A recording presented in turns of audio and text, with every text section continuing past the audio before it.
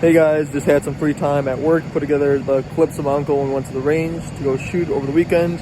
And I just want to talk about it a little bit. He's visiting from Mexico. Gun laws over there are much more restrictive. He grew up in a major city over there.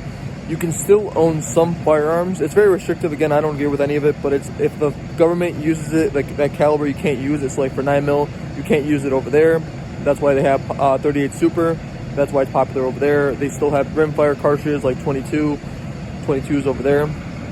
So I've had family in law enforcement, military in Mexico who have shotguns, been around guns, and in rural environments have gone hunting. That even when I, as a kid, went to go visit Mexico, we went hunting over there. But you know, it's because of like organized crime, like that aspect of things that like the country is like, I guess, corrupt and has like a lot of negative aspects to it, and the gun laws put in place don't really help anyone over there like overcome those. Not to say like it's going to be like Punisher style, people going out and fighting organized crime. No, I'm saying like for the average citizen, like if they were armed, they'd be better protected, but they don't have that right to themselves. But outside of that, he got to shoot pretty good groups. I didn't get a video of everything, but shooting with the single action army, really good groups. Shooting with the Celtic, not so much. But that's more or less like the sights on it, which is they're not for me. The Celtic's dead on, but like it's like if you line it up a little low, it's gonna go all over the place. But outside of that, we both got to shoot the 22 Magnum and 9mm, and my new range toy being the Mag 10.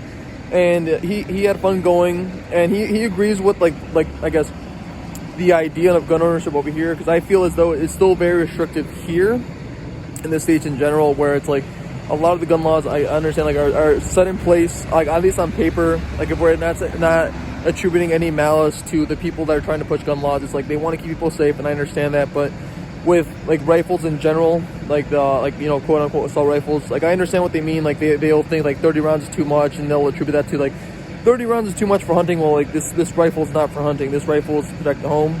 This rifle that I have for hunting holds like 5 rounds. You know what I mean? It's those things, and trying to tell people like, oh well, like a lot of the gun laws are very restrictive. They don't help anyone. Like for like a barrel length, if it's too short, it becomes a short barrel rifle, which is it's against the law, and it doesn't make the firearm any more like dangerous, any more concealable. It's still too large to conceal on your person, really, but it doesn't help anyone is what I'm getting at. It makes people that are trying to follow the law criminals. Even right now with like with the honey badger or something, I haven't kept up with it. That's why I haven't made a video on it.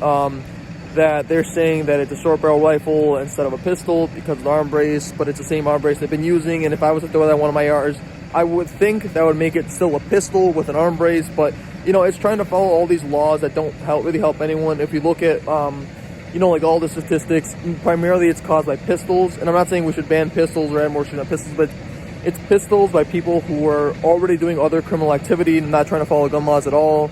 Have not jumped through all the hoops to own guns here, because here in Illinois you need to, for having it on your person, you need to conceal carry, take the class. Outside of that, for just owning firearms in general, you need a FOID card, and to purchase them, even if you're not doing it for a traditional like gun store, like off another person, you still need to do a background check, keep paperwork on yourself. You know, jump through all these hoops, and it's the people that are not doing that are the ones that are still going out and commit crimes, and we get punished for the crimes that they're committing. Like, oh look, another shooting, and it was because of guns. It's like, no, it was because of the individuals using those guns. But that's just you know, it's not something I would get across to absolutely everyone on this channel. It's like, you know, it's like preaching to the choir, I guess, for the most part. I would assume some guys would disagree with me on we wouldn't agree on everything. You guys know what I mean. If you guys are already pro 2A, I'm not changing any minds.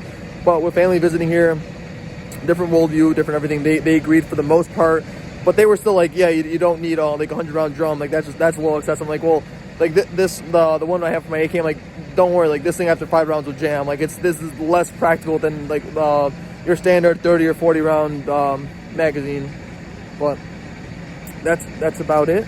That's enough of me ranting about restrictive gun laws. Had fun shooting with them, and I have more hunting trips planned with family to shoot birds in like 2 weeks, at like maybe first week of November with my dad. He's right now on vacation. When he comes back, we'll definitely do some hunting. I'll put some videos up on that. We have family that's more into bird hunting than me. Like I've never owned a dog, They have like their dogs trained to like flush out the birds when we hunt pheasants and stuff like that, which is a lot of fun. You get out, you know, with family and stuff like that. That's gonna be it for this video. Thank you guys for watching.